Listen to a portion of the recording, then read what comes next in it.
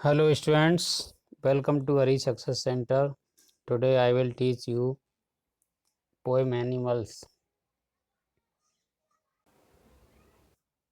इस कविता में कवि हमें पशुओं के बारे में बताता है। वह कहता है कि वह पशुओं के बीच रहना चाहता है क्योंकि वे मनुष्यों की अपेक्षा अधिक संतुष्ट होते हैं। वे कभी अपने अपराध की चिंता नहीं करते, अर्थात अपने अपराध के बारे में पछतावा नहीं करते हैं। वे भौतिक बाध्यता से प्रेम नहीं करते हैं, अर्थात उन्हें भौतिक बाध्यता पसंद नहीं है। वे मनुष्यों की बात कभी भी वस्तुओं का संग्रह नहीं करते, इकट्ठा नहीं करते वस्तुओं को। वे बड़ों का आदर करने के लिए कभी भी बाध्य नहीं होते। कभी भी अपने पूर्वजों को सम्मान देने का वो दिखावा नहीं करते हैं। सुख और दुख उन्हें प्रभावित नहीं कर सकते। कभी ये चाहता है कि उसके अंदर ये सभी गुण आ जाएं। I think I could turn, मैं सोचता हूँ, आई कुड टर्न, मैं बन जाऊँ, एक पशु बन जाऊँ, एंड लिव विद एनिमल्स, और पशुओं के साथ रहूँ। मैं सोचता हूँ कि मैं एक पशु बन जाऊँ और पशुओं के साथ रहूँ। दे आर सो प्लेसेड, क्योंकि वे इतने शांत होते हैं। प्लेसेड शांत, एंड सेल्फ कंटेंड, और किसी पर निर्भर नहीं रहते। वो किसी पर निर्भर नहीं रहते हैं। I stand and look at them long and long, मैं काफ़ी समय तक खड़ा रहता हूँ और सिर्फ उन्हीं की ओर देखता हूँ।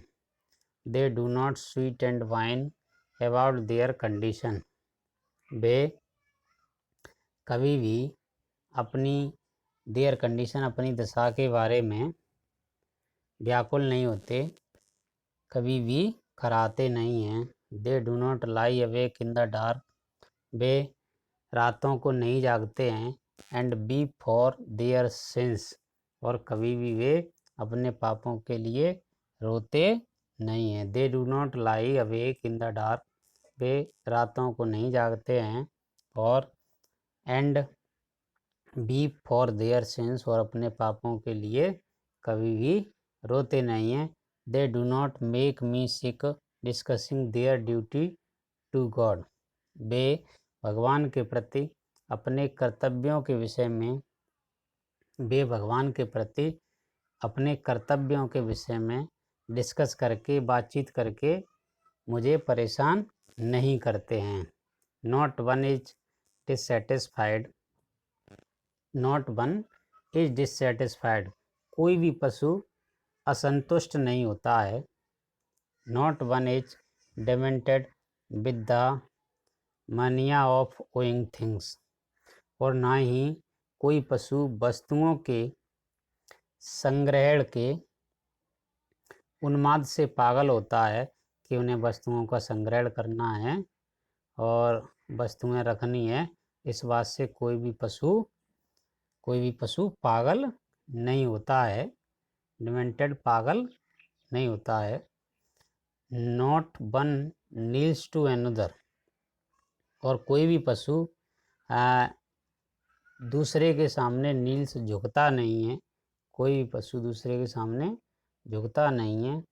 Nor to his kind that lived thousands of years ago, और कोई भी पशु किसी के सामने झुकता नहीं है या हजारों साल पहले पैदा हुए पूर्वजों के सामने नहीं झुकता है कि जो पूर्वज हजारों साल पहले पैदा हुए थे उनके सामने झुके पशु, ऐसा कोई पशु नहीं होता है।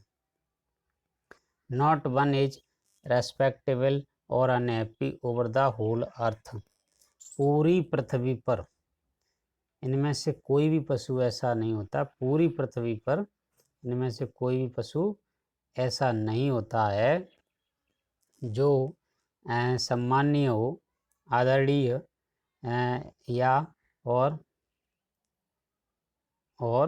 अनहैप्पी, नाखुश नहीं है। संपूर्ण पृथ्वी पर इनमें से कोई भी पशु आदरली या नाखुश नहीं हैं, सभी खुश हैं। सो इसलिए they show their relations to me, इसलिए वे मुझे अपने संबंध दिखाते हैं। एंड आई एक्सेप्ट देम, और मैं उन्हें स्वीकार कर लेता हूँ। They bring me tokens of my self. कवि ये भी कहता है कि वह, अर्थात कवि कहता है कि मैं इन पशुओं में स्वयं के प्रतीक देखता हूँ। कवि कहता है कि मैं इन पशुओं में स्वयं के प्रतीक, टोकन्स मीन्स प्रतीक या गुण देखता हूँ। मैं इन पशुओं में स्वयं के गुण देखता हूँ। They evince them plainly in their possession, क्योंकि वे इन चीज़ों पर अपना अधिकार स्पष्ट रूप से एविंस प्रदर्शित करते हैं, क्योंकि वे इन पर अपना अधिकार स्पष्ट रूप से प्रदर्शित करते हैं। I wonder where they get those tokens, मुझे इस बात का आश्चर्य है कि where they get those tokens, कि पशु इन प्रतीकों को कहाँ से लाते हैं। टोकन्स प्रतीक, कि पशु इन प्रतीकों को कहाँ से लाते हैं। Did I pass that way huge times एगो एंड नेग्लिजेंटली ड्रॉप देम, क्या मैंने बहुत समय पहले वहाँ से गुजरते समय, क्या मैंने बहुत समय पहले वहाँ से गुजरते समय लापरवाही में, नेग्लिजेंटली लापरवाही में, ड्रॉप देम उनको गिरा दिया था। क्या मैं बहुत समय पहले वहाँ से गुजरा था और मैंने लापरवाही से उन्हें गिरा दिया था। स्टूडेंट्स, ये पोएम यहीं पर फिनिश होती है।